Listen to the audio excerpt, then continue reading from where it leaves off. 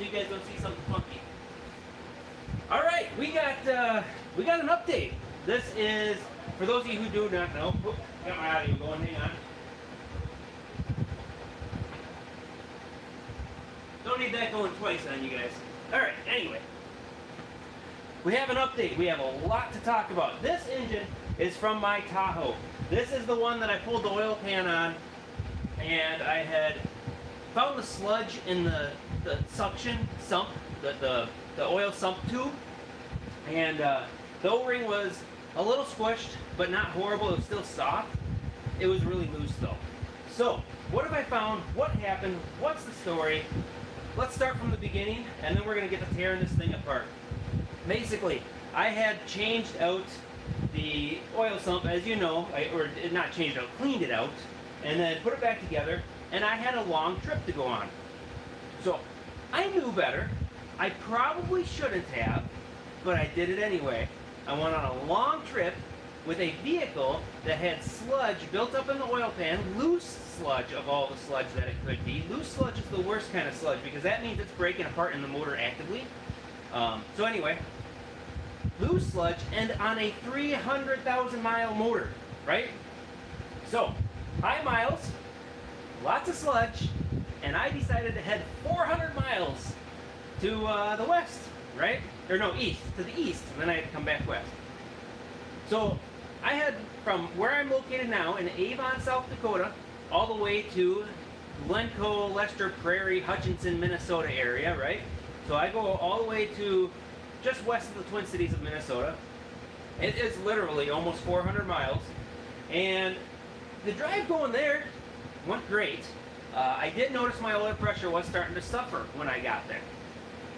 But it wasn't horrible. I was like, all right, whatever. It's 10 psi down. It was basically 30 most of the way, 30, 35, and it was down to 25-ish, 23-ish, right? And every once in a while I'd see it drop down to 20, and it wasn't where it should be. So when I gave the throttle, gave it some RPMs, it would not go above 40. It maybe hit 42 maximum. By the time I got there, and I was like, okay, something's not cool, whatever.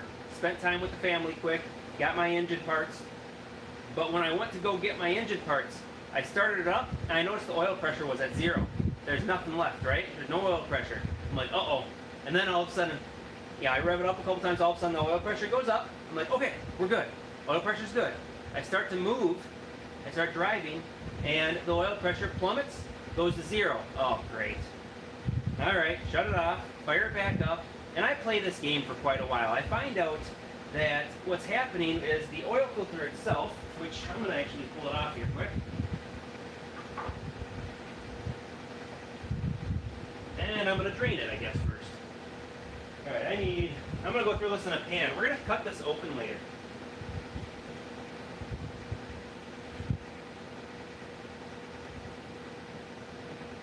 But what I had happening is basically, you got your pleats of your oil filters. Yeah, I know it's a sock. I get it. But you got your pleats of your oil filter, and they're sitting vertical like this, right? There's a whole bunch of them. And in between there's, it's just like an air filter on your furnace or your car or whatever. And these pleats are collecting a bunch of sludge and debris. It's getting pumped through the sump that is now cleaner, through the pump, into the filter, plugging the pleats, so as soon as I give it any RPM, it stirs up what's in there and it plugs up the pleats. I realize this is happening because of the way it's acting. As I start it and I shut it off, I start it, it comes back, but as soon as I give it any RPMs, it plugs up. I'm like, okay, those pleats are getting plugged up, so I baby it, I get the vehicle warmed up, all of a sudden the oil pressure's up again. Well, now it's really obvious, because when the oil is thin, it can make it past them chunky pieces of sludge that were in there. So I get to my engine parts, I pick them up, I go to the nearest Napa, which I had an account with previously from when I used to live there, and I go ahead and I grab myself 2 filters. Later I end up getting a 3rd. I take the vehicle, I go to a nearby shop where I know the people that work there, I go ahead and I change out the oil filter. Immediately my oil pressure is 1,000,000 times better. I rev it up, and this time I decide, okay, I'm going to floor it, because if I want it to blow up, I want it to blow up where I'm somewhere I know people, right? So I pin it, I give her the beans, take off, the oil pressure spikes 80 psi. I'm like, holy hell, this thing's got great oil pressure. This is awesome, perfect, I'm set, I'm golden, right? Well, by the time I get back to the town that I was headed to hang out for a little bit longer, the oil pressure starts falling again. I'm like, really? Whatever. I'm going to check it when I start it back up again here in a minute. Load up the family. We head to another house because I wanted to visit another family. So the in-laws family is where we went the second time. First time it was my personal direct family. So I head to the in-laws family, and right away I'm noticing the oil pressure is not doing so good. We get there, I shut it off, and I just decide, okay, we're going to change the oil filter again. So the wife later on, she goes, gets another oil filter. So this is the third one, the one I was telling you about. And we decided we're going to take an oil filter with us on the trip. So I changed the oil filter right there in the driveway, and oil pressure's great again. We head out. This time I decided I'm not going to do any kind of high flow oil thing because I don't want to deal with that, right? We make it probably 300 miles, and the oil pressure's starting to suffer pretty bad again. All right, pull over to the next gas station. I changed the oil filter again, right? At this point, I'm starting to get a little worried, and we head on our trip. We keep going on our way. Oil pressure's good, again, for a little while. Now it only makes it maybe 100 miles, and the oil pressure's suffering. And I shut it off, I start it up, the oil pressure goes right back up again. At this point in the day, I can't stop at a parts store, so this is how I have to get home. I'm thinking, am I going to make it? Am I going to make it? Am I going to make it? I get home, and I shut it off, and then I go to start it back up again, and it blows a huge plume of smoke out. I'm like, oh, toast, junk, bad. So I shut it off, whatever, I'm done. I know I have to pull the motor. I had kind of thought about doing it anyway. I actually had plans to do it. I have some parts for it already. But then I started up a little bit later. So I fire it up, and there's no oil pressure. It's starting to rattle a little bit because it hasn't had oil pressure for a little bit. While the oil's cold, it does not seem to get oil pressure. I snap the throttle, rev it up, oil pressure picks back up. Hey, there we go, we got oil pressure. So I move it into the shop, and then the next day, I had to, this is yesterday, I had to start it just out of curiosity to see what would happen. I fire it up in the warm shop. Oil pressure within a few seconds. It doesn't take very long at all, it just goes up on its own. I'm like, well, that's odd, I guess it's good. Shut it off, get the kid loaded up. I decided to bring him to school in it, see how it does. I started up again to pull it out of the shop. I see a puff of smoke come on. I'm like, oh man, alright, it's confirmed. I'm pulling it apart. So, now today, here I am with the engine out, and we are going to tear this thing down alive to see what we can discover. It will not take me long. I am very acquainted to these engines. So I'm going to get an impact, start zipping it apart, and there is lots to talk about with this thing. I believe this thing is a Pennzoil engine, and I'll show you why here in a second.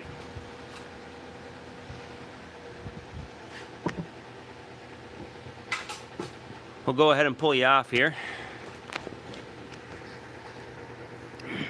So, it looks kind of, sort of, almost clean. The only reason it looks kind of, sort of, almost clean, which it's clearly not, is because I already cleaned this thing. So, all I did, I pressure washed the outside. This thing was just that black crap.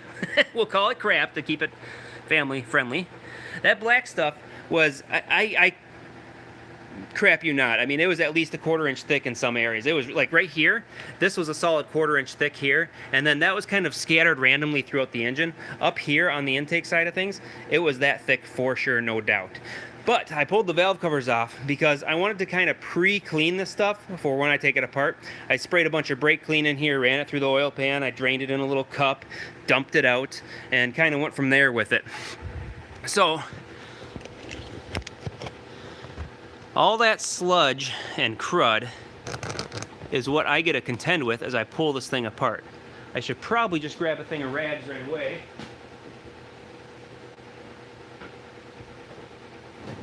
I'm gonna grab a box of old socks here, Boxo socks, and show you guys a little valve cover action. Check this out. This is basically what was underneath the valve cover. before I started cleaning it. Yes, this is after I cleaned out the pickup tube. Holy crap, huh? Is that not the most disgusting thing ever? I happen to see your comment, by the way. Because I look when I'm showing you something like this, I'm looking at the screen. So, Gen 3. I believe so. The Gen 3 has the knock sensors under here, correct? I believe it's a Gen 3. Or is this a Gen 2, Gen 1? Gen 2, Gen 1. This would be Gen 2, I think. 2004. It's before AFM was even a possibility in the options area of things. Let's go ahead and zip this guy off really quick, just so that we can see if it even has the oil tower. I'm pretty confident because of this, it will not. I have not pulled very many of the older era of engine apart. It's the newer ones that I deal with a lot.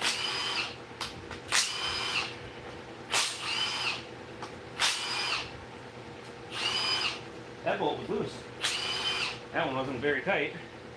Now, this thing did leak a ton of oil. I mean, it was just covered in sludge, so I'm gonna get a table over here. We need a parts table. All right.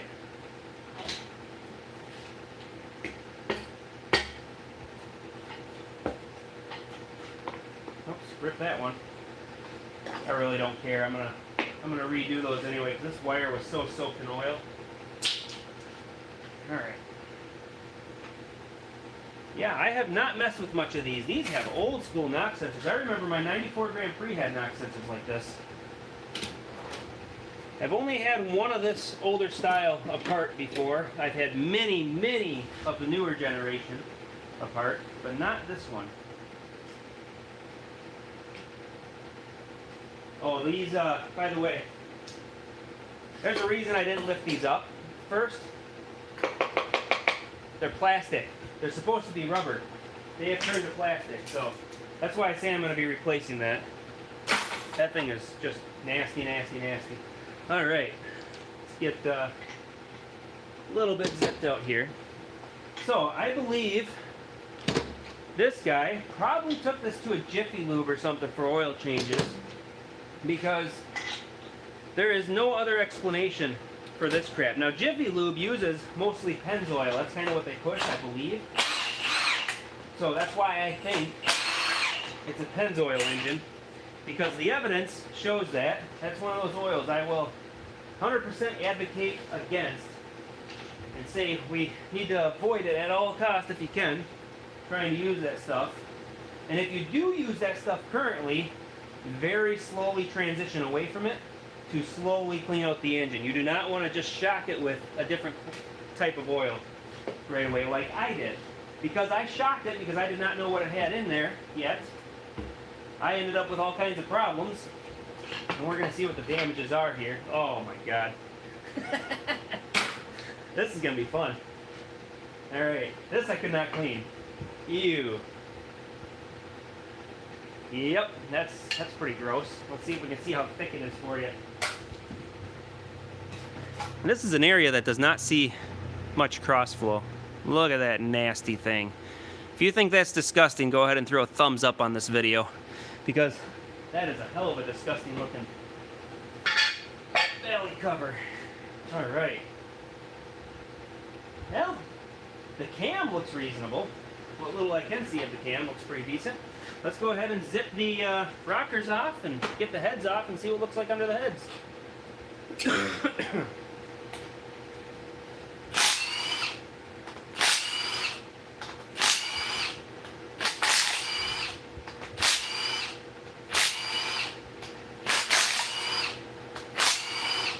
Now, of course, if you have not seen the previous video, later on, when I get a chance to edit this video and add a bunch of commentary and stuff to it, I will go ahead and throw in the corner, it'll be over there when the time comes, a link to that other video. Boy, this thing's going to need some rockers replaced. Now, I have talked about this in the past. This is actually a prime example of why this happens.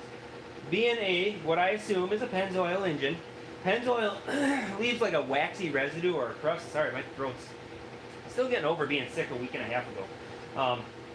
it has like a crusty, it's slimy, but it's crusty at the same time. There's a grit to it, which is why I'm rebuilding the motor. I'm not gonna fart around with trying to salvage this thing anymore. The smoke, everything else, I'm sure everything's just worn out. It's high miles, it's worn out. But that grittiness that happens with a Pennzoil style engine after a high miles situation is what leads to this eyeballing effect. It's what I call an eyeballing effect. I'm going to show you a good one. I have several of the eyeballed ones, a lot of them actually. So I better keep track of that because I'm going to throw away those rockers that have the eyeball. But here is what a good push rod looks like. It's a nice, shiny ball socket joint. So there is a good one. We'll pull the good ones out. There, that's the good ones. We have 4 bad, 4 good on this side. I'll throw the good ones up here. Alright, what do I need? I need the 2 ends, skip one, the 3rd one. 2 ends, skip one, 3rd one, and the end one. And then we're going to show you these eyeballed guys here. I'll show you the matching too. Actually, I'm going to show you a good rocker while I'm at it. Oops. And of course I bumped the darn thing. There we go. So this is the good rocker. You can see that nice shiny, perfect ball joint type thing going on. And then here is an eyeballed one. See how it's kind of elongated and funny looking? And then here is, oh, come on, focus. Here is the eyeballed end of the push rod. So this situation right here can cause what appears to be a lifter tick if it gets bad enough. Oh, excuse me. So if you have a lifter tick, that is a possibility of a problem. And typically it happens worse on this side than the other side. But this engine is so dirty, it would not surprise me at all if the other side was bad too. So let's go ahead and pull the other side off. I'll wipe my hands off. This one's going to be one where I'm going to have to wipe my hands a lot. Gross. This engine needs some serious cookage in a nice acid tank. Now, what is the plan with this engine? Well, here at Crazed Performance Repair, I kind of like performance. So, is this going to go back together stock? Not a chance in hell. What am I going to do? This engine is possibly going to be a power plant for something else in the future. Because of that, and because of some leftover parts I have, actually, from this car up here, I don't know if you can see it, there's a Corvette sitting there. One of his previous engine builds, I used the pistons, or took the pistons from that build, and kept them, because they were in great shape yet. He had a situation of where, I think that was the cylinder walls ended up with a problem, I believe, because of a tune situation, but the pistons were left undamaged somehow, which is really rare. Anyway, or no, did he make too much power, tweak the block? That's what it was. That was the one that he tweaked the block. Either way, it had a 4.1 inch stroke, which is just massive. I think these are 3.622, I think, or 3.226. I don't remember. Either way, this is like a 318, right, cubic inch. I'm going to make this thing into a 426 cubic inch engine. So, considerably bigger than what it is currently. This one, this side, is actually all good. I'm not even going to bother showing you. There is no eyeballing on any of these, and that's kind of typical. So why is that? You have the fresh air from the intake coming into this side. This is the PCV side, the side that goes, or this is fresh air from the intake air tube before the throttle valve. So this is where the fresh air comes in. This is where the dirty air from the engine comes out. So it's a cross flow in this direction. Because of that, all the dirt and debris in the engine ends up on this side, really heavy, and the clean filtered air comes in on this side over here. So this side, because it's naturally a little bit cleaner, ends up with less of the eyeballing effect, typically. Oh, these push rods are gross. I gotta show you guys these things. Look at how nasty these things are. Yuck, yuck, yuck. God, the damn things are disgusting. I don't know why I'm putting them there. It's not like I'm actually going to keep them. I have new push rods. And I have a high lift cam and fancy valve springs and fancy cylinder heads, the whole 9 yards. So none of this stuff is used except for the block. Basically, all I wanted this thing for was the block and the platform to put it in. Oops, this one. So, because of that, I don't have to worry too much about how I take this thing apart. I can just zip it and zip it away. Alright, we need my 10 mil. Where did that go? Oh, here we go. I'm going to chase the 10 mil socket again. I had that in one of my previous videos and everybody got a kick out of it. I'm grabbing a different 10 mil. That other 10 mil is probably somewhere else. I don't know.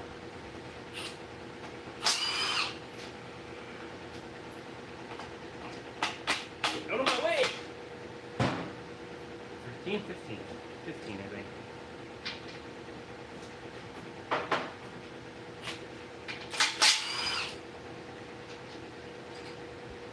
What does that the kids say these days? Yeet? Wow, that made way more ruckus than I wanted.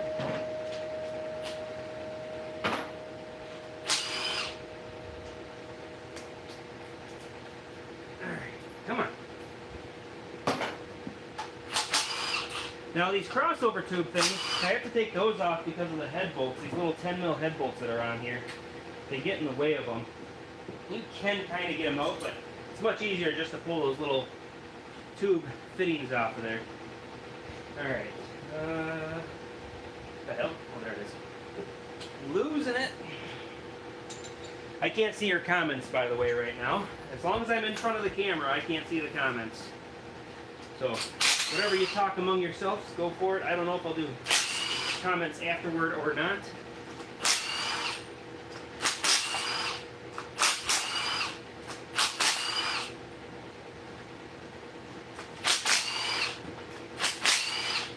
What do you guys think, though? I will read the comments later.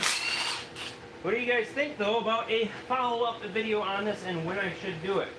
Should I do it for the assembly? It is not going to be a quick video like when I actually sit and edit videos, because all I have time for right now is this kind of content, which hopefully you're cool with.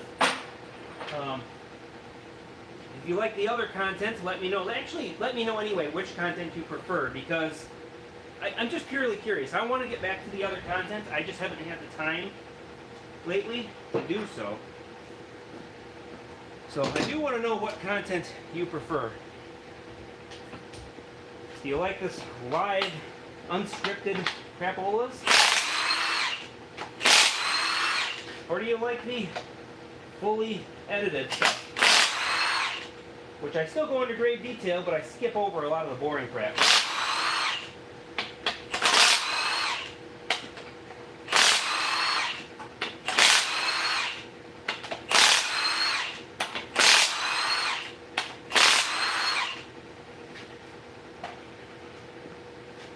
Actually, I'm going to go ahead and pull the bolts off. I want to take a look at the cylinder head here, the underside of the combustion chambers.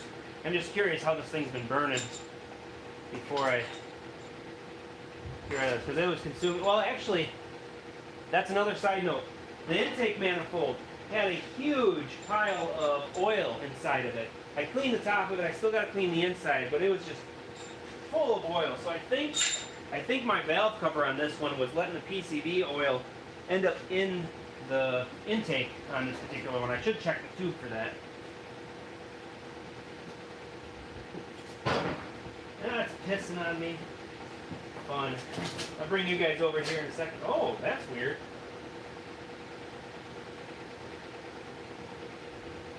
I didn't expect to find that. I don't think I've ever seen that happen before. Check this out. This is a new one. We got a cracked, oop, come on, head gasket right here. So there's a little split in there, which I don't think I've ever seen that around the bolt hole like that. That's a little odd. I'll probably be putting full ARP studs on here. Is this Gen 2 or Gen 3? What is this? Who knows? It's got different water jackets on it, and of course the sensors in there. Gen 1 is LS1, I believe. And then the trucks were following right after that. Yeah, this has to be Gen 3, doesn't it? Because this is the last of the non-AFM. And then Gen 4 is AFM. Boy, look at these tiny little pistons. I'm going to be putting 4.060 bore, so 60 over pistons in here. Assuming these are a 4-inch bore. I thought all 5.3s are 4-inch. That looks smaller for some reason. I don't know if it's just the sludge and crap that's making it look smaller or what. Oh, that is way smaller. Oh shit, those pistons I have are not going to work. So, I might have to buy a kit or something with this. Am I thinking? I must have been thinking the 6 O's. I could have swore. Well, I'll just have a big stroker. Either way, I want a very big stroke in this thing because I don't want those piddly little stroke that they come with from the factory on a truck that's supposed to make torque, not horsepower. I want torque.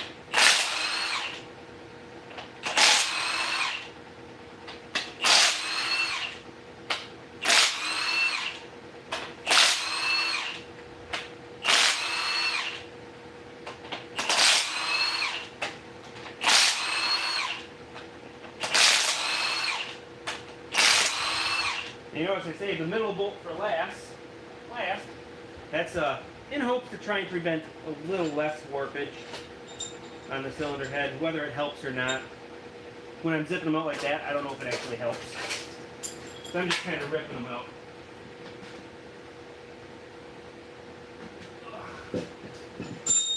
I'll set this heads down too. Now the set of cylinder heads I have for this is for it'd be a Gen 4 set of cylinder heads from an 07, I believe. Oh, these got the cross piston, the piston with the religious cross in the middle of them. Those things are goofy. Let's see what the lifters look like.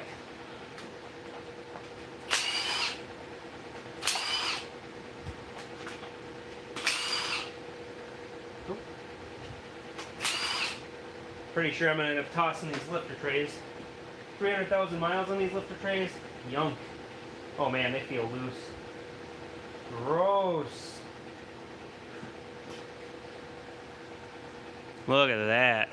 I'm going to bring you guys a little bit closer because why not let you guys get a little better view of this situation at hand.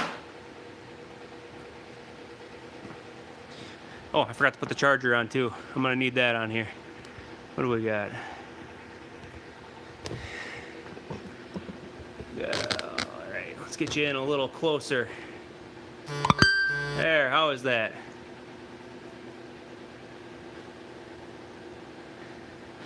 Now, don't be calling me while I'm live on YouTube there, sir. I see somebody's watching me and gonna send me messages or whatever, making my phone make noise. Hey, knock that off. Alright, stand by. I gotta play with the volume because this guy's trolling me. Oh, not that one. We need to go. Not media. Ring and notifications off. Done. There. No more notifications from you. I bet he's laughing in his chair right now. Alright. We need. Flip this guy over. Oh wait, lifter trays. Lifter trays. And lifters, that's right. Oh man. Can't even get him out of there. It's so slimy. Ah, you. Come on. Yuck.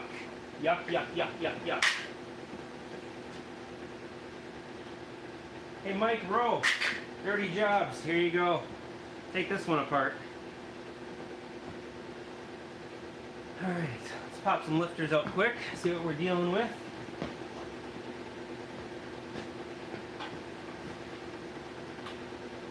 It won't even come out. It's got a ridge on it. Oh no, it's got sludge on it. Oh, that's not cool. Oh, that one's compressed bad too. I'm gonna have to show. Oh, all of them are like that. Oh, those valves must be sunk into the seats like nobody's business. Yep. Okay. Little known fact for everybody here. So, valve seats. How can they wear out, and why do they do what they do? Why do we have lifters with hydraulics in them that are adjustable? Make sure you got a good view here. Change it a little bit. There we go. So, valves. These intake valves, even the exhaust valve to some extent. I can see this one's up a little further. These ones, the seats are soft. What's happening is the valves are sinking down into the seats. So, as they smack into each other, they're beating themselves into submission like when you mushroom a rivet that you hammer on. So, these valves are sinking down into the head, and what that does is it brings this valve stem up towards the rocker, and when it goes up towards the rocker, it pushes down on the push rod, which then squishes the hydraulic side of the lifter down, which is what I actually have going on with this thing. I'll pull one out. All of them are pretty much the same here, so I'm just going to grab one and show you what we're dealing with. Of course, I got to pull it out with a pliers because they're lodged in there. Oh, that one just came up because of me doing that. Try this one. There we go.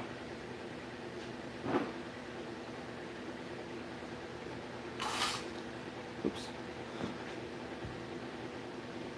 See that that part where the shiny piece is, and that little locking ring? It is way below that locking ring. Normally, this would come up towards the top of that locking ring, but it's stuck. Oh, I think it's going up right now. Oh, maybe not. That's just the camera playing tricks with my eyes. Yeah, so it's stuck in the down position. I wonder if I can... There it is. Now it's up. There was so much sludge, it couldn't get up like that unless I hammered at the thing. So these things are disgusting. Those are non-AFM lifters, of course. I'm going to see if I can pull them out just as easy as I did that one or not. If I can get them out like that, I'll pull them out. Otherwise, I'll just leave them in until I have the vehicle upside down. Or not the vehicle. Yeah, let's flip the vehicle over. No, have the engine upside down. Yeah, I can get them out. I'm going to go ahead and grab different pliers, though. They're coming out all right. Where's the pliers I'm looking for?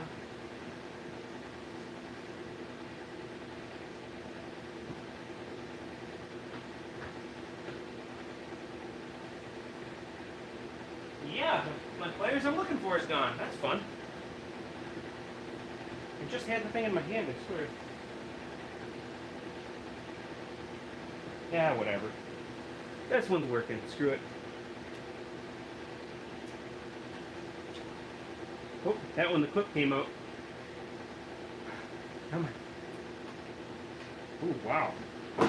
I might change my plans. We will see. If I can get it with this, maybe. There we go. So this one, the clip came out of. We're going to zip this thing apart quick. Just take a look inside.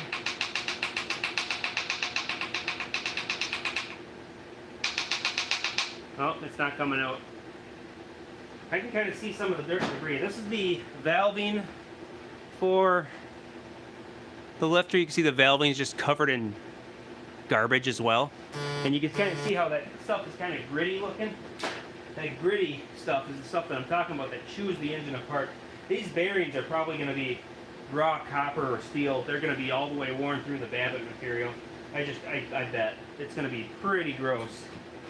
We'll find out as soon as we get there. We will get there on this video, because once I get past this, it won't take me long to get to that part. Oh, I should have pulled the balancer off before I got you guys on camera. That's one thing I don't care to show, but maybe you guys want to see it, so we're going to show it, because I have no choice. I got to get it off of there. And see what the timing components look like on this thing. Boy, this pliers works good for this.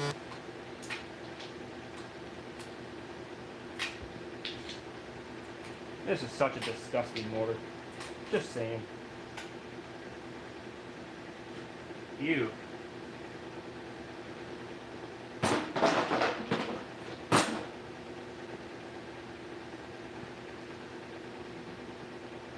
On a scale from 1 to 10, 1 being the cleanest engine and 10 being the dirtiest engine, this one would probably rank in a 7 for me. Let me know what you guys have taken apart, how nasty you've dealt with. Let me get so you guys can see the balancer here.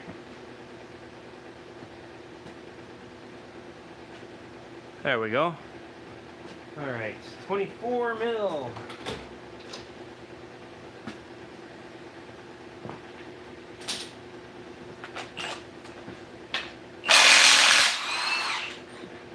Should have warned you about earmuffs if you have your headphones on or whatever.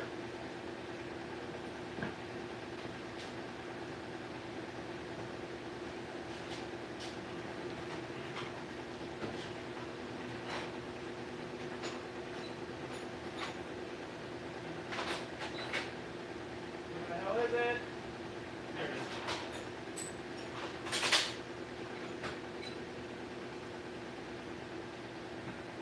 Couldn't quite see my black puller in my black drawer of my black toolbox. Imagine that. Pretty sure it's the medium. Yep.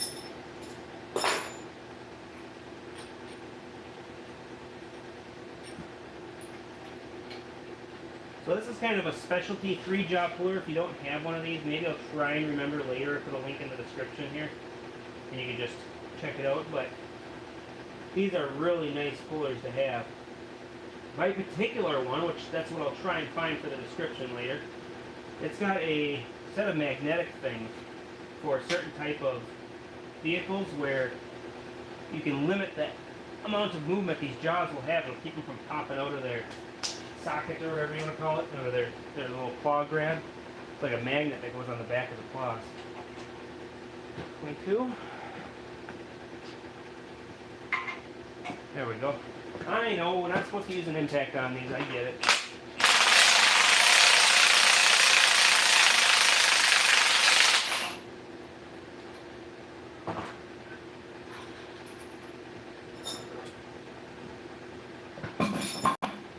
That didn't take so long.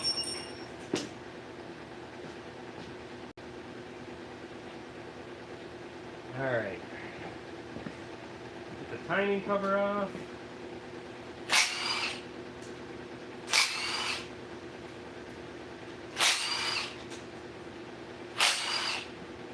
See how nasty this timing chain is. I do not think this thing has ever been apart. So if not, and the timing components have not been changed, it's going to be some sloppy stuff in there. Gotta pull this bracket off here.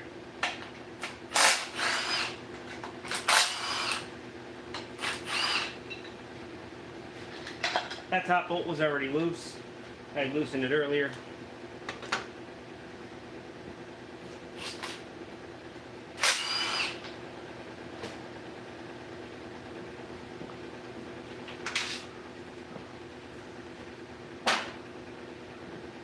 Oh, yeah, bottom ones. Almost forgot about them.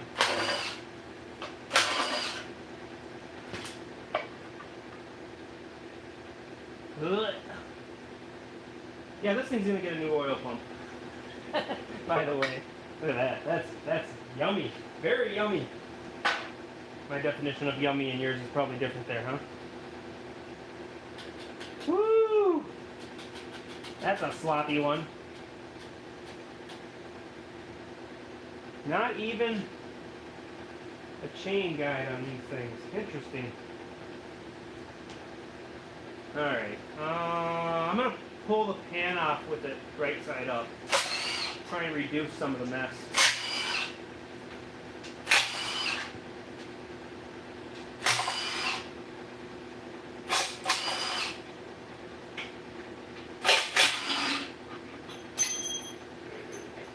Then we'll go ahead and throw a catch pan underneath here. Flip it upside down. Pull the oil down. Get the crank and pistons out of here.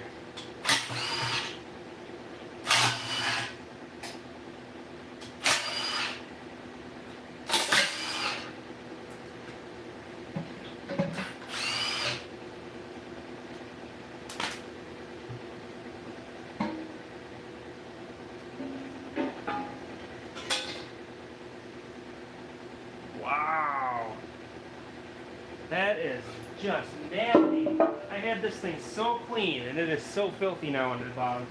I'm gonna pull the phone off. Let you guys get a look at that.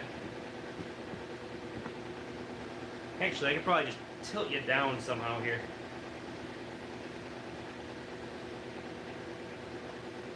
We'll get a good look at what that oil pan's looking like again.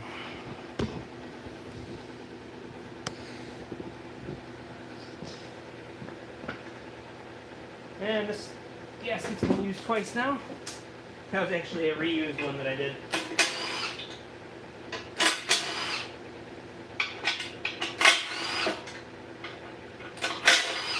We're going to pull the cover off for you guys just to give you a better visual. You can see all this crap that fell off and ended up on there after I had already cleaned this all out.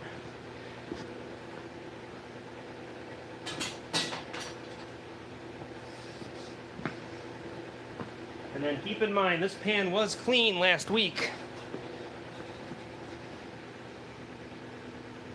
Yummy. Look at that. Ick. Looks like when you try and have Oreos for cereal and then you get to the bottom of the milk.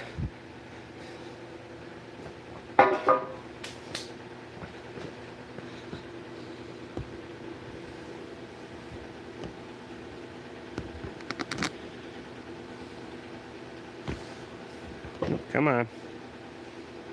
Why is it sinking? There we go. All right. Get this nasty thing out of the view. Everything is just gross on this thing. These socks make nice rags. All right.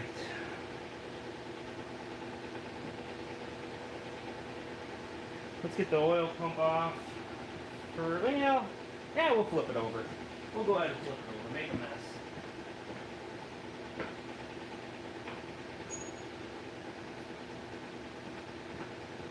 No guts, no glory, right? And where's my bolt for this thing? There it is.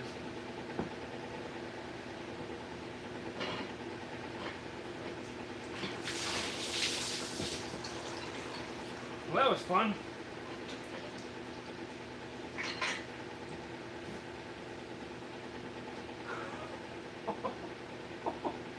No way. Gosh. Yeah, I would have been fighting this thing for a very long time. And probably would have just ruined it in the process anyway if it's not already completely ruined. Wait till you guys see this oil sump that I had cleaned. Glad I didn't just buy a new one. Wouldn't have did me much good.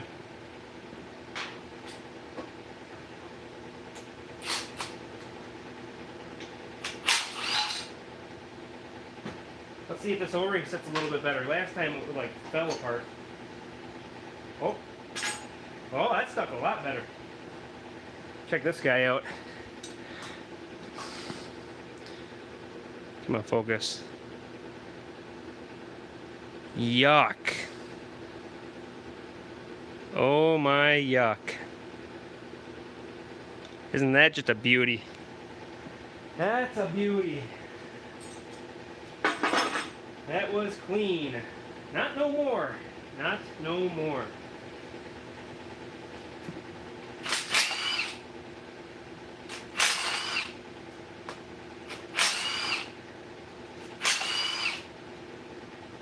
Why am I so hell-bent on getting this engine running? And running good and reliable?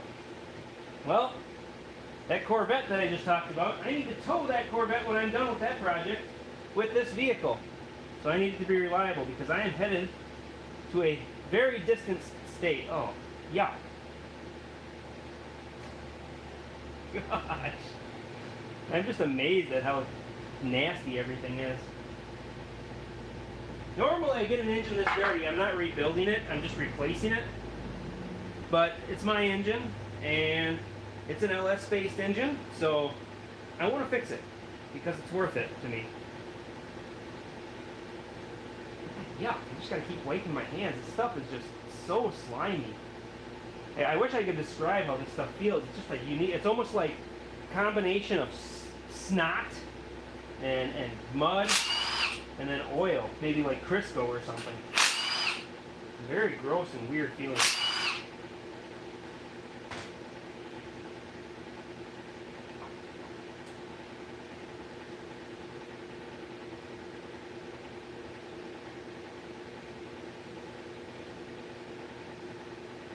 Ah, the cam plate I like with the actual bolts on it. I don't like the cam plates that have the Torx heads on them. Those are the newer style. These ones are nicer.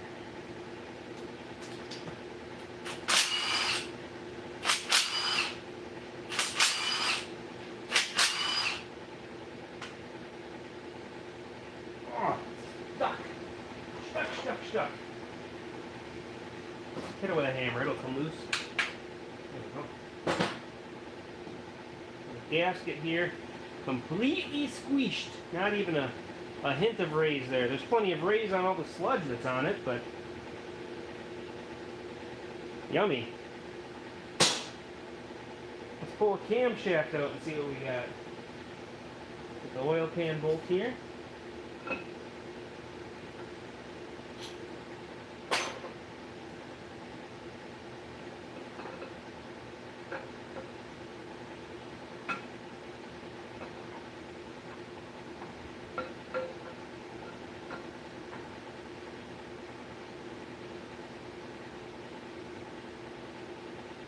You know, this cam isn't in half bad shape, besides being really dirty.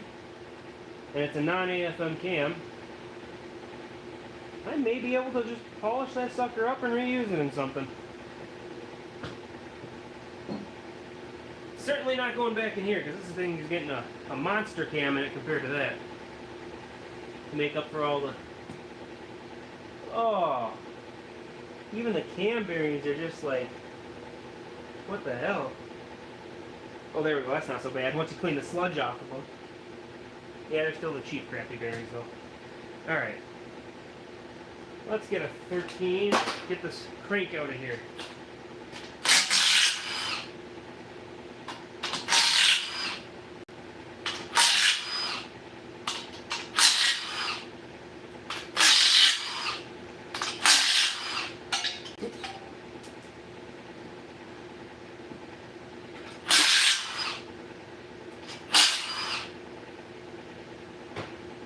Alright, what do we got?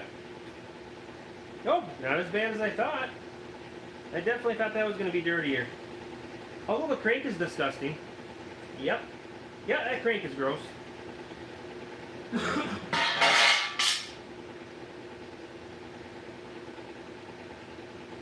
Oh, I should have pulled the flywheel bolts off. I didn't think that through when I put it on the engine stand. I kind of did. It crossed my mind. I thought I should pull that off, and then I just forgot. Okay. Oh, of course not. It doesn't look through. Well, that just made things interesting. Okay, we're going to go ahead and move this forward so I can get a tease. Turn it so you guys can see a little bit too. I got to take these bolts off here. I think you can see that. Oh yeah, nice good view. All right, let's see see if we can get it with my crazy long ratchet wrenches here. I think it's a 15. Yep.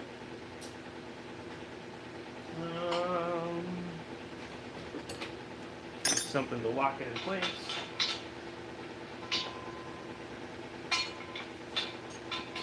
There we go.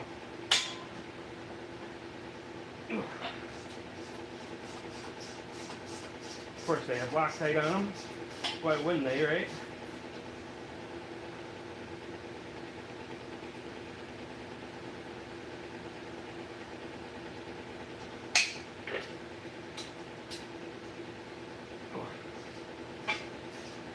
Something else that's very common on this particular generation that I remember dealing with when I worked on a lot more of these.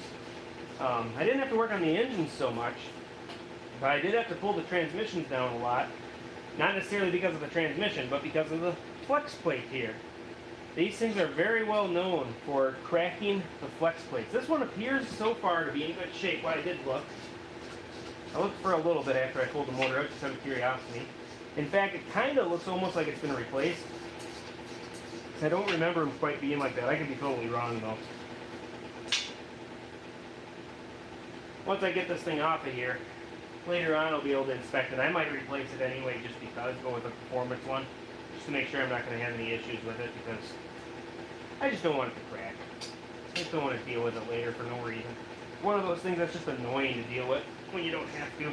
Especially for a $100 part, it's really not bad. It's worth a little investment. At least to me it is.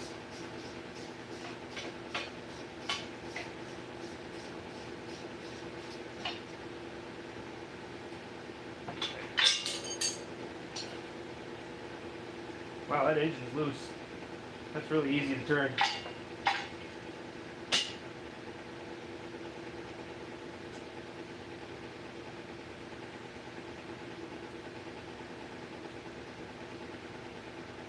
Place your bets in the comments.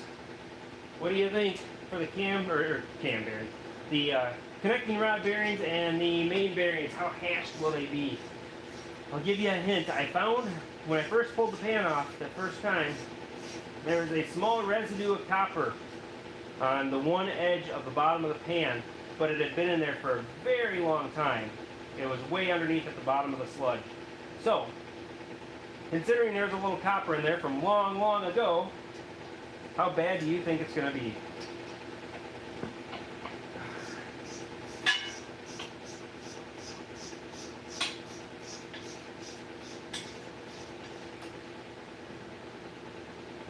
Thought it was loose enough. Not so much.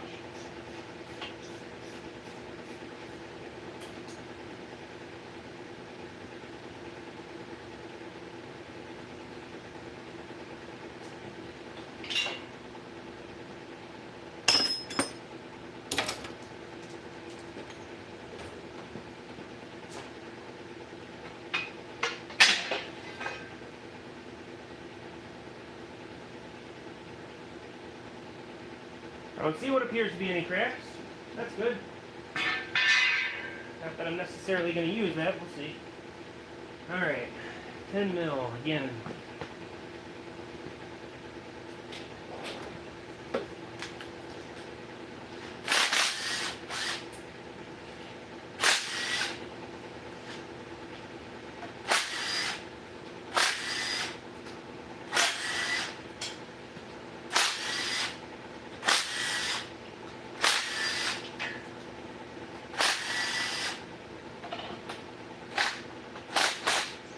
Can't quite get that one.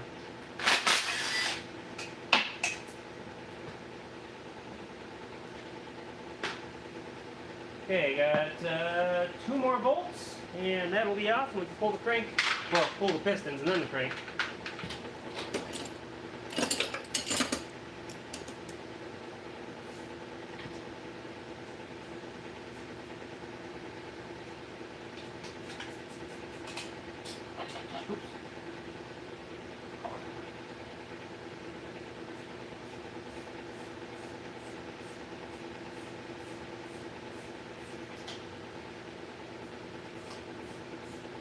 Just loose enough that I can't quite ratchet on its own, but I can't quite do it with the fingers. There we go.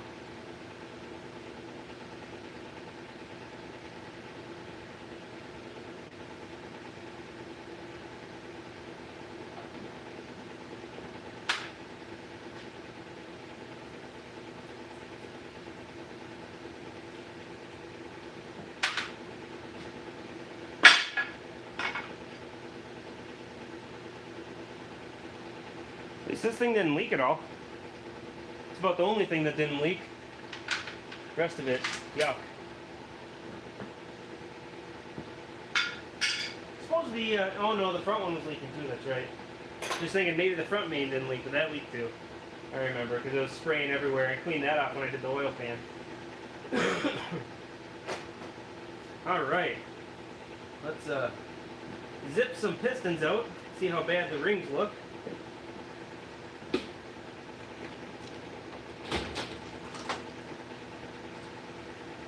I am not at all worried about orientation or anything in this thing because it's all getting replaced.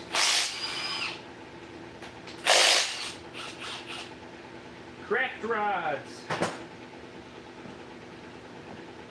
These rods, oh, come on, are put together by being broken, literally broken.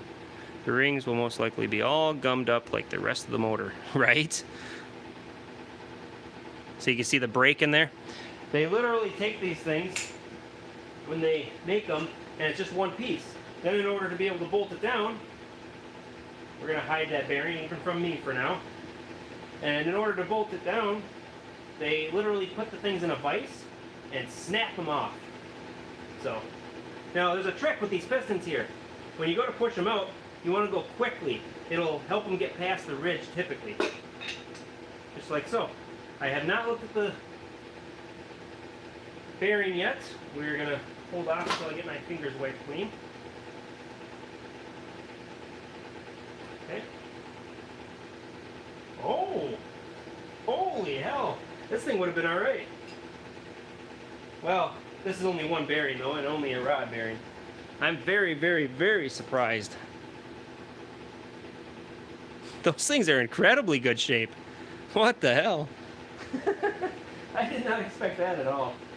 They got a little edge wear, so the caps are stretching, but nothing serious. I mean, that's not a big deal. I'm very surprised. Now, I'm not going to keep these things in order, but I am going to keep them together in case I ever needed a rod for some reason or whatever. I don't know. Just going to go ahead and slap it together like this quick, set it aside. I'll keep them in order for now. Oh yeah, rings. How'd the rings look? They don't look bad at all. They still got spring to them. Even the oil ring still has spring to it. There's got to be one of these with a problem. I don't know. That's odd. That is odd to me. I'll only keep them in order for long enough to see what they are, you know what I mean? And then once I know what's what, I'll maybe keep one set just around, toss the rest in the scrap bin.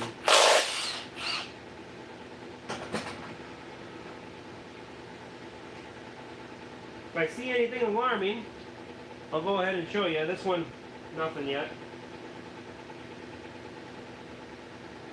Wow, maybe I don't know, I'm questioning what I'm going to end up doing here now.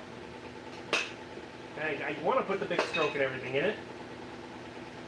I got it. I have to, right? I have to put the big stroke in there. Can't back down now.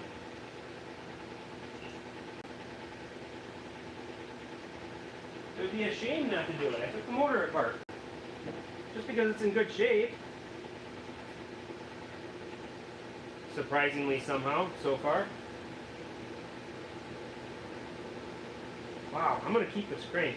This would be a nice piece to use for something. Oh, I can't quite turn it now that I don't have a flywheel on there.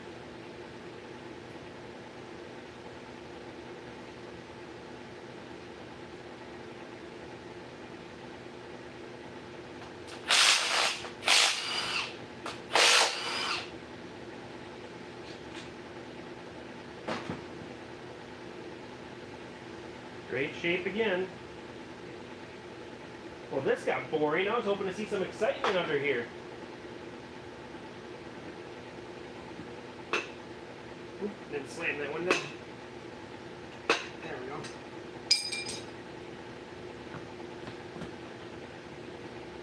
Yeah, that one's in great shape.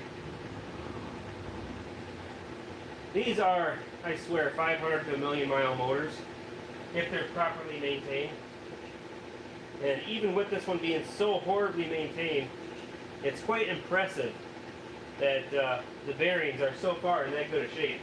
I am very, very impressed with that.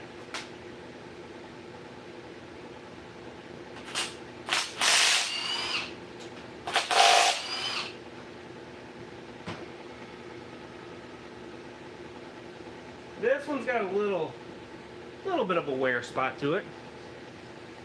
Not too bad.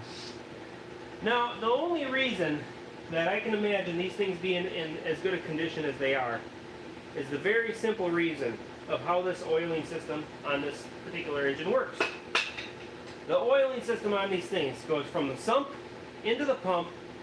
Oh wait, pump's over here. My bad, I got the engine flipped.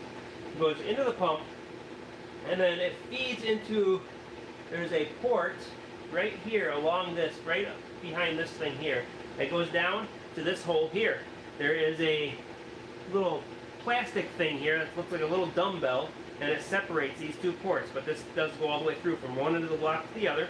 Goes through in here to the oil filter, into here, and then feeds the rest of the engine. So all the oil that hits the bearings is filtered oil. And I believe that is the only reason that these bearings have any chance in hell at being in this good a shape.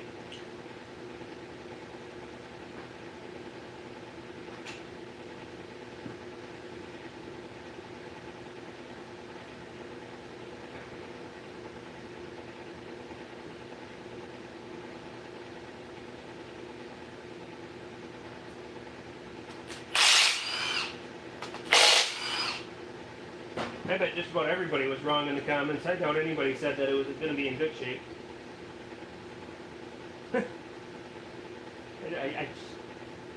Even knowing what I know, that it filters the oil first, I still struggle to believe these things are in this good of shape. This one's got a little wear like the previous one, nothing significant.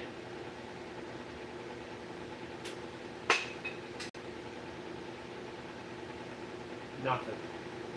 Just nothing. So boring. Come on, give me some excitement motor. I want to see like a rod that was about to start knocking on me. I feel so guilty pulling it apart. Could have just did an ATF flush on this thing. You know, run a bunch of training fluid through it until it cleans it out. Yeah, this one's got some rod stretch. So you see that really shiny spot on the edge there, right by where the bearing connects? That's from the rod stretching out. So what happens is, you know, you got a circle here, and these bolts are holding tight. It'll actually distort the rod. It'll make it more of an oval, right? So it'll pull on it like this and stretch it out like this, and when it does that, you don't lose the surface area here. The surface area stays the same, but it squeezes it like this and contacts the edge of the bearing a little bit more. That's what will happen over time, or when you reuse a rod. Now these cracked rods are a problem when it comes to rebuilding an engine, because if they have stretch like that, you can't really fix it. You can run it through a hone for a very short amount of time and get a oversized bearing where it's bigger on the outside and put it in, but aside from that, you cannot. Geez, that thing almost fell out. You cannot really resize these rods back to the factory size. Yeah, that's the same one. It's got a little more wear. Yeah, it's got that same side wear. So this, okay, so we're getting towards the end and we're starting to see a little bit of wear. Maybe. We'll see what happens as we keep going here. Should check in play quick just for fun. Oh my god, it's so tight. I can barely feel any in play. Wow. Maybe it's just sludge. It's sludge, right? It's built up with sludge, that's all? It's my story and I'm sticking to it. I need a new sock. This thing's gross.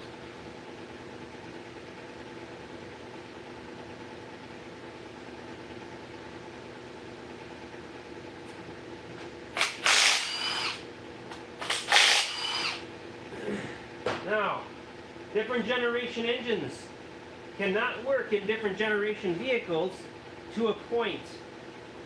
This particular one, more rod squeezage on this one. This particular one is what's called a 24X crank. It's got two different pickups here. I don't know why GM did this weird BS, but the newer generation engines have a 60 tooth or 58, 60 minus 2 or whatever the heck it is. And those ones, you cannot run those computers on these engines or vice versa. They have to have the correct pickup wheel or trigger wheel for them to work. This also has a 1X cam sensor. And the cam sensor for this one is actually in the valley cover with the knock sensors there. It's like right behind it. And it goes all the way through the block and down to the cam where it gets picked up. Where is that thing? There it is. Where it gets picked up by this little transition at the back of the camshaft. So, a couple different types of trigger wheels on these things. The newer ones, they have a 4X and it's on the front of the cam in the timing cover. Oh, there we go.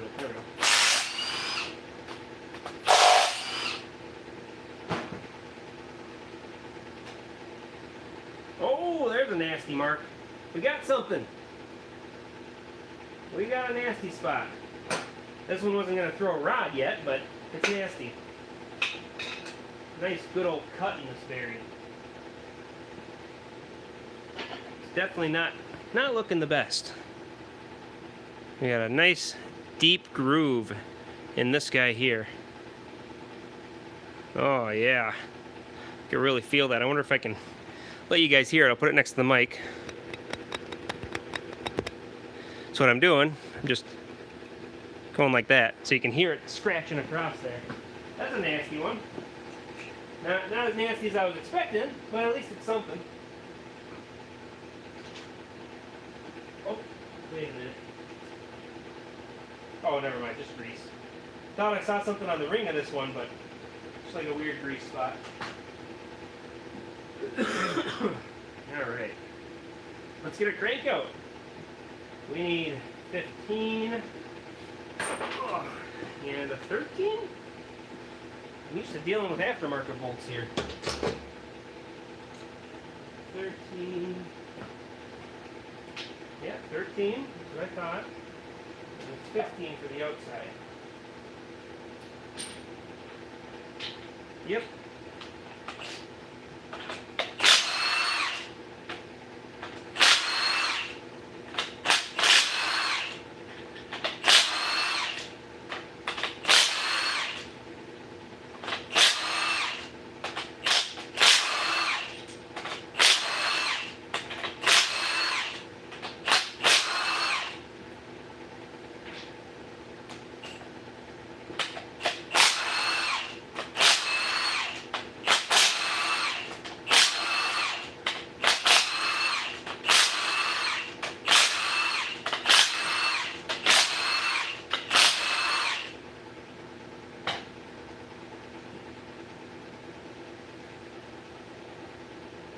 Alright, what do we have besides these nasty bolts that are going to get replaced with ARP studs?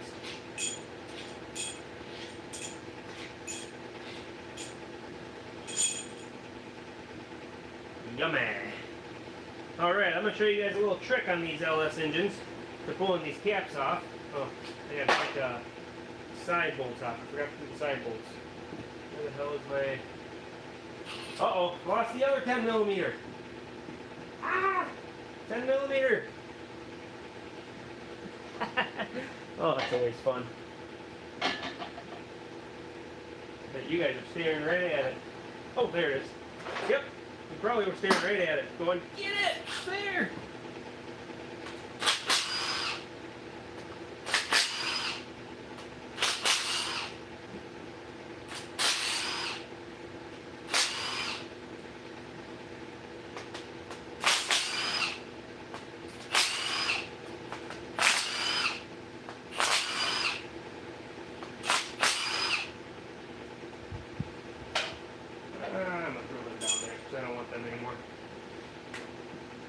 Yum. Is this a gas engine or a diesel engine? I'm starting to wonder at this point. This is like working on a diesel. Only the inside of the diesel is cleaner than this. The oil is just as black, but at least the engine's clean then. Alright. Trick to taking those off of there. You gotta have yourself 2 pry bars. Right, this doesn't need to be under here anymore. I didn't catch any of it anyway, really. Alright, so I get this guy spun around so you can see what I'm going to do.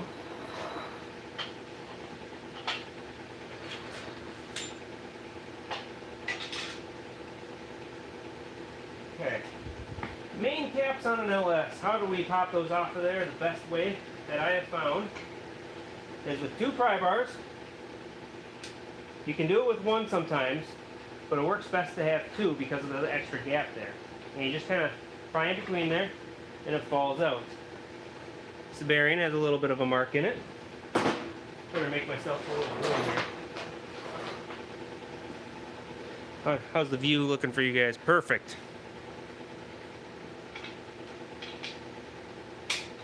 Pop it up. That bearing looks alright. Can't believe how good a shape these bearings are in. Geez, almost lost that one. So slimy. Yeah, this one's got a little bit of scuffing going on. Come on, less reflection. There, you can see it there. There we go.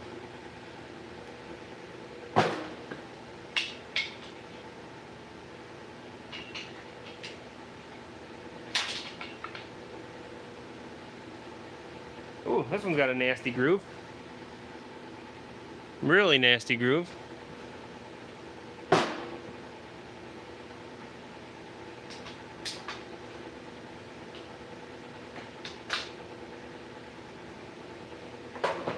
Alright, last one.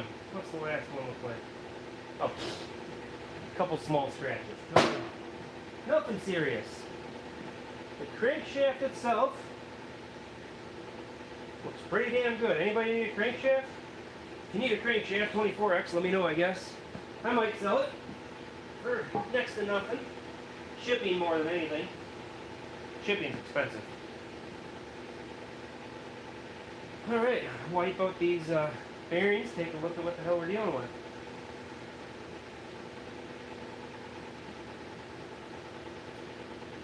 Yep, they look pretty damn good. Wow. Well, I have myself a nice seasoned block, so I guess that's the good thing. How do the cylinders look? Get you guys a close-up on the cylinders, see how bad or good or otherwise they are. Okay.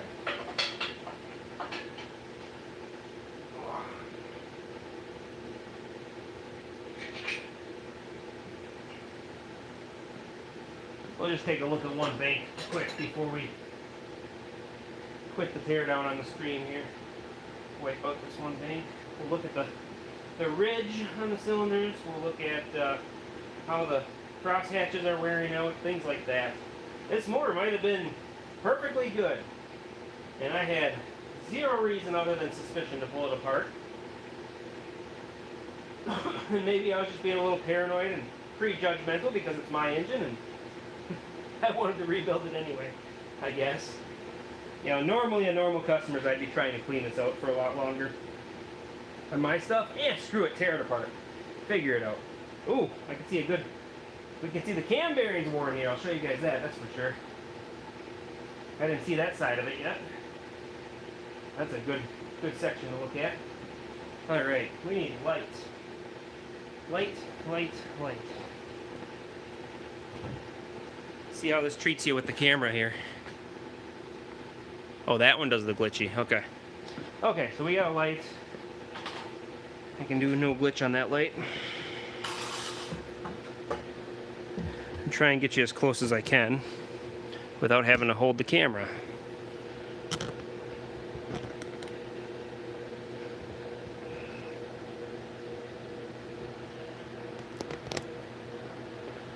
There. Gotta try and get a, there we go. See that? Look at that. Copper material. So that's where the copper came from that was in the bottom of the pan. Now these bearings, they are a flat piece and then they roll it and it's got like a dovetail in it that holds it together. See if I can find the little dovetail joint. Oh, there it is. Yeah, you can't really see it though. I don't know if the camera would pick that up. Let's go ahead and look at the cross hatches first before I play with that. We might look at that, I don't know. Let me know what you guys think because I'll be staring at the camera with you. If you guys want to see that dovetail that's in those cam bearings, I can show you that.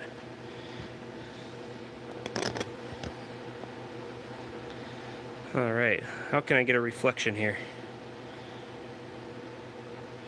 I'm gonna have to take the camera out. I'm gonna have to hold it. You guys are never gonna see what I'm trying to show you.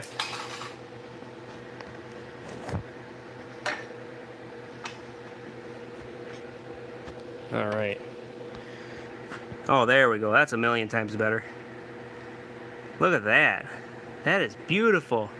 There's not a ridge on there at all. Well, son of a...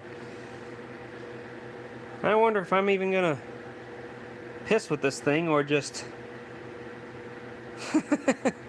I might just put a stroker crank in here with some new rods and new pistons that aren't the size that I had. Because unless I see some kind of serious scratching or something to make it worth doing anything with it, there's not even a ridge on there. I can't feel it at all. Yeah, this thing is clean.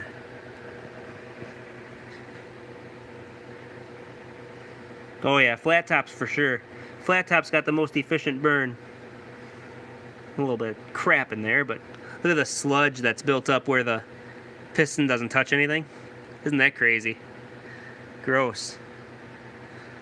God, there's like nothing wrong with it. Alright, I got you guys in the air anyway, might as well show you.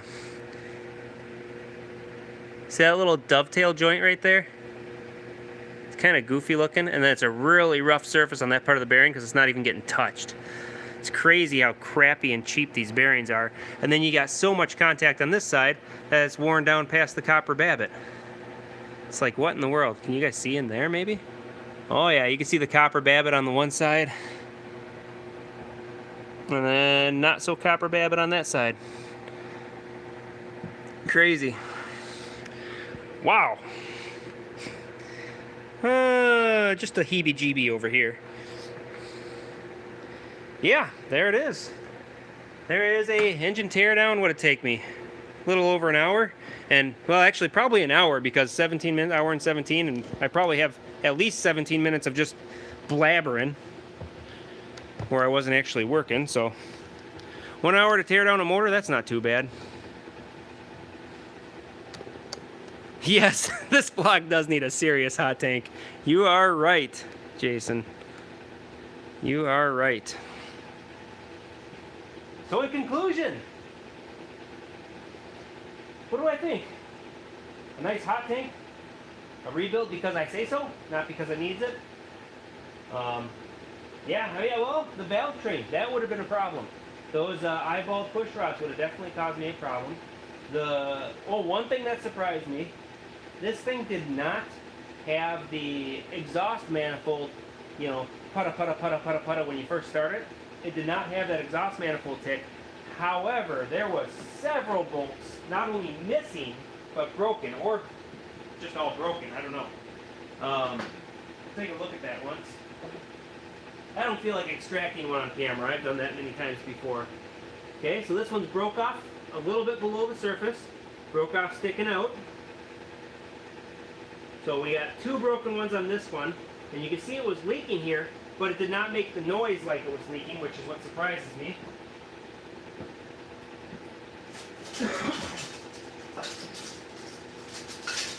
See if this one has a broken head gasket too.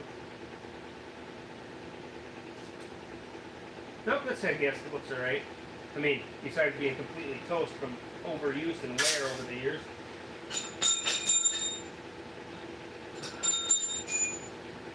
Alright, let's see what this head's got going on. We got broken off just below the surface. Broken off quite a bit below the surface. That weld will take a little bit to get to stick. Yeah, so we got two here. This one does not look like it was leaking. It was maybe trying to leak a little bit here and maybe a little bit here, but it wasn't really leaking. So we had 4 broken bolts and not a audible leak on the vehicle, which is quite surprising. Normally when those bolts break, people mistake them for bad lifters or something of that nature. Clearly that wasn't the case here. You need a non-AFM or just after this generation. I don't know if I trusted any newer than probably 07. You're going to have to check the lift specs. I'll see if I can get the part number for it. I'm going to have a crank because I don't think I'm going to use it, and obviously it's in great shape. Minus the hot tank factor. It definitely needs a hot tank. And with that, like, share, subscribe. I'm not going to go through the comments right now. I'll do that later, and I'll just reply to you via message. And yeah, I think it's time for me to go to bed here in a little bit. I gotta clean up. It's probably gonna take a hot tank to clean my hands. And you guys enjoy your evening. come see what the comments are. I wonder if I can flip the camera while I'm live here. Oh, I can. Hey, there we go. You guys can see me, and I can see any comments that pop up. Yeah, that's cool. I'll have to save that for later on use. All right, we will see you guys, I don't know, probably on assembly. Like I said, leave the comments. I will read the comments, and then I will judge when I will bring it back for this thing. Maybe do the machine work. I don't know. If you want to see machine work on the thing, I might be able to find a machinist to work with me to do the machining. I do plan on getting some machines myself so that I can actually start doing the machining, because there's nowhere near me that's willing to do it. I think I mentioned that on my last video if you were here for that video. So with that, yeah, leave the comment, let me know. I'll see you guys in the next video. Thanks for watching right here.